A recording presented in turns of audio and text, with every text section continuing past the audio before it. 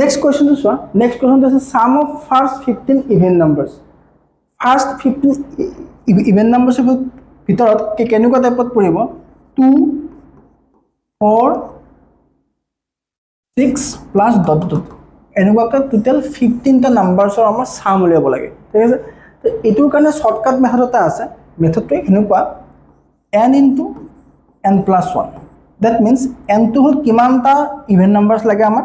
15 টা লাগে সো ইয়াতে চোৱা 15 into 15 plus 1 কিমান হ'ব 16 15 into 16 কৰিলে কিমান আহিব আনসাৰটো 240 অপচন কোনটো হ'ব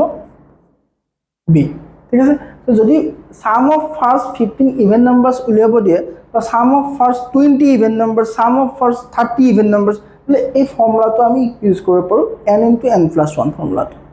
ঠিক আছে তো এই ফৰ্মুলাটো আমি এড কৰিলে মই ইয়াত পুট কৰি দিলে হল আনসাৰটো আমাৰ ওলাই যাব এটা শৰ্টকাট মেথড